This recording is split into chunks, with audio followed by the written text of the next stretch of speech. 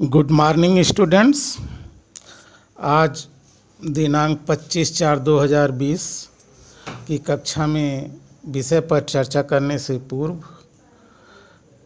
पुनः रोज़ की अपील कि कोरोना वायरस के कारण जो महामारी फैली है उससे बचाव के लिए आप सोशल डिस्टेंसिंग का अनुपालन करें, लॉकडाउन के नियमों का पालन करें, आरोग्य सेतु ऐप डाउनलोड करें, घर से अनावश्यक रूप से बाहर न निकलें, किसी भी अपरिचित व्यक्ति से मिलने से बचें और जब आप घर से विशेष परिस्थिति में बाहर निकलें तो वापस आकर जो आप सामग्री लाए हैं बाज़ार से या बाहर से उसको धूप में रख दीजिए और अपने हाथों को साबुन से अच्छी तरह से धोएं और अल्कोहल बेस्ड युक्त सैनिटाइज़र का प्रयोग करें। प्यारे बच्चों, कल हम लोग चर्चा कर रहे थे हड़प्पा सभ्यता के धार्मिक जीवन पर। इसका धार्मिक पक्ष क्या था, इस सभ्यता के लोगों में धार्मिक क्रियाकलाप कैसे थे, इस पर हम लोग चर्चा कर रहे थे। और हमने ये बताया था कि इस सभ्यता के किसी भी पुरास्थल से हमें मंदिर का अवशेष नहीं मिला है और इसके धार्मिक पक्ष की जानकारी के लिए या इस सभ्यता के लोगों में धार्मिक जीवन की जानकारी के लिए, धार्मिक क्रियाकलापों के लिए यहाँ के विभिन्न पुरास्थलों से जो पुरावशेष प्राप्त हुए हैं उन्हीं पर निर्भर रहना पड़ता है। और जो पुरावशेष मिले हैं उत्खनन के फलस्वरूप, उससे ऐसा प्रतीत होता है कि अन्य प्राचीन सभ्यताओं की ही तरह इस सभ्यता के लोग प्रकृति के पूजक थे और प्रकृति के विभिन्न शक्तियों की पूजा करते थे।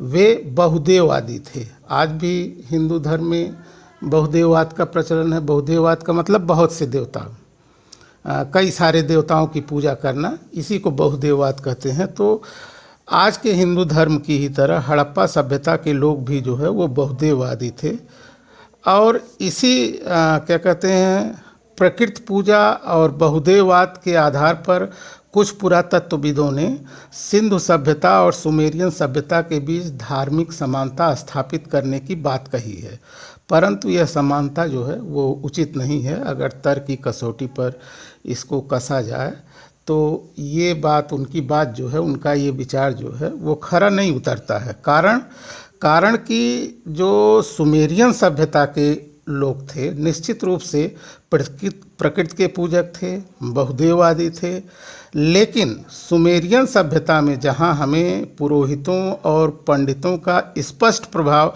धार्मिक जीवन में देखने को मिलता है, वहीं इस सभ्यता में पहली बात तो मंदिर के अवशेष नहीं मिले हैं और पुरोहित वर्ग का या पंडितों का धर्म में क्या रोल था इसकी जानकारी हमें निश्चित रूप से नहीं मिलती।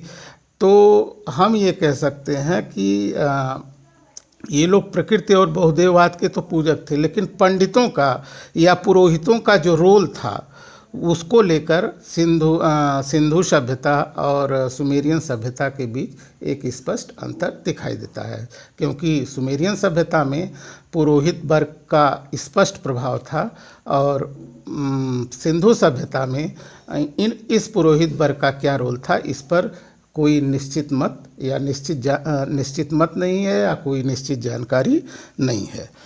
अब आइए, इसके बाद प्रकृति पूजा और बहुदेववाद के बाद ये लोग मातृ देवी की भी पूजा करते थे। मातृ देवी के भी पूजा के प्रमाण इस सभ्यता के अनेक पुरास्थलों से मिले हैं और अनेक पुरास्थलों से देवियों की मृण मूर्तियाँ प्राप्त हुई हैं। हमने बताया था कि अधिकांश पुरास्थलों से पुरुष और नारी दोनों की मृण मूर्तियाँ प्राप्त हुई हैं, लेकिन नारी की मृण मूर्तियाँ जो है पुरुषों के बनस्पति अधिक हैं।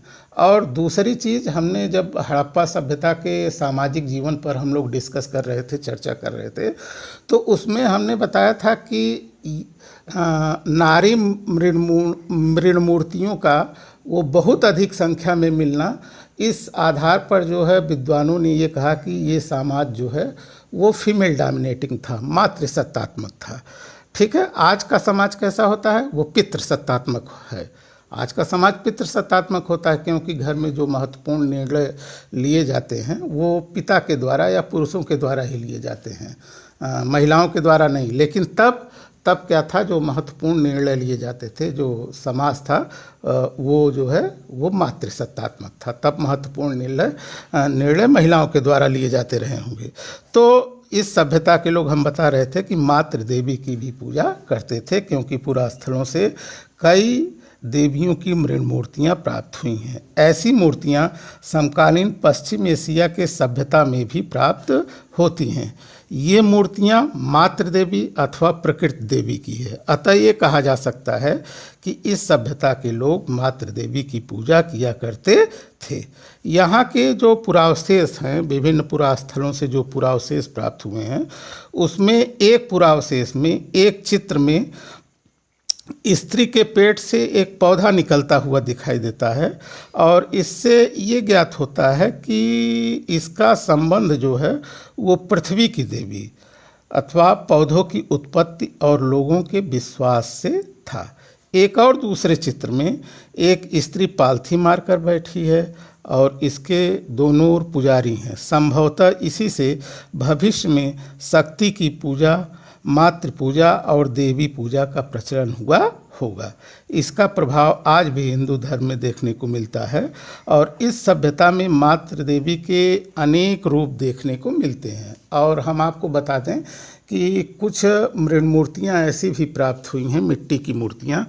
मृण मूर्तियाँ का मतलब होता है पकी हुई मिट्टी की मूर्तियाँ, जिसे हम टेरिकोटा कहते हैं। तो जब हम पकी हुई मिट्टी की मृण मूर्तियाँ या फिर जो है टेरिकोटा बोलेंगे, तो आप लोग समझिए दोनों चीज़ एक ही है, उसको मतलब उसमें विभेद मत करिएगा, दोनों अलग अलग चीज़ें नहीं हैं। तो कुछ मृण मूर्तियों पर इसमें धुएं के भी चिन्ह दिखाई देते हैं। तो विद्वानों ने, पुरातत्वविदों ने ये भी अनुमान लगाया है कि संभवतः इस सभ्यता के लोग अपने देवताओं को प्रसन्न करने के लिए या देवी को प्रसन्न करने के लिए धूप बत्ती का भी प्रयोग करते थे। अब इसके बाद आइए शिव पूजा। मातृ देवी की पूजा के साथ साथ इस सभ्यता में शिव पूजा का भी प्रमाण मिला है, भगवान शंकर की भी पूजा का प्रमाण मिला है। इसकी चर्चा हमने पहले भी की थी। मोहनजोदड़ो से एक मुहर प्राप्त हुई है। शिव पूजा के संदर्भ में हम आपको जो प्रमाण देने जा रहे हैं उसके बारे में बता रहे हैं कि मोहनजोदड़ो से जो है एक मुहर प्राप्त हुई है, जिस पर 3 मुख वाला एक पुरुष ध्यान की मुद्रा में बैठा है। उसके सिर पर सींग है तथा बाईं ओर एक गैंडा एवं भैंसा तथा दाईं ओर एक हाथी तथा एक व्याघ्र का चित्र अंकित है। नीचे 2 हिरण जो है वो चलायमान की अवस्था में दिखाई गए हैं। मार्शल ने जब इस चित्र को देखा, इस मुहर पर इस अंकित चित्र को देखा, तो उन्होंने कहा कि ये शिव का प्राक रूप है। संभवतः आज के भगवान शिव की पूजा उस समय पशुपत के रूप में की जाती रही होगी, और इसे उन्होंने कहा कि ये पशुपत शिव का रूप है, प्राक रूप है। तो इससे ये स्पष्ट होता है कि इस सभ्यता के लोग शिव की भी पूजा करते थे। इसी तरह से हड़प्पा और मोहनजोदड़ो से लिंग एवं योनि पूजा का भी प्रमाण मिला है। इसके द्वारा ईश्वर की सृजनात्मक शक्तियों के प्रति वे अपनी आराधना की भावना को प्रदर्शित करते थे। हड़प्पा एवं मोहनजोदड़ो के उत्खनन में लिंग एवं योनियों की प्रतिमाएं काफ़ी बड़ी संख्या में प्राप्त हुई हैं, और ये मतलब जो है पत्थर की हैं, चीनी मिट्टी की हैं अथवा सीप की बनी हुई हैं। कुछ लिंगों का आकार छोटा था, जिसे संभवतः शुभ मानकर ताबीज के रूप में हमेशा अपने पास वे रखते थे। इसके विपरीत वे बड़े लिंगों को किसी निश्चित स्थान पर स्थापित करके, प्रतिष्ठित करके उसकी पूजा करते रहे होंगे। योनियाँ छल्ले के रूप में मिली हैं, जो योनि पूजा वो छल्ले के रूप में मिली हैं। इस प्रकार सिंधुवासी लिंग एवं योनि द्वारा सृष्टिकर्ता या शिव की पूजा करते थे। आज के हिंदू धर्म में देखिए आप, आज के हिंदू धर्म में लिंग को भगवान शिव का रूप माना जाता है और उसे योनि में स्थापित किया जाता है। तो इस तरह से हड़प्पा सभ्यता के लोग शिव की पूजा और लिंग एवं योनि पूजा करते थे। इसका प्रमाण हमें पुरास्थलों के उत्खनन से जो पुरावशेष प्राप्त हुए हैं उनसे प्राप्त होता है। अब नेक्स्ट चर्चा अगले ऑडियो में।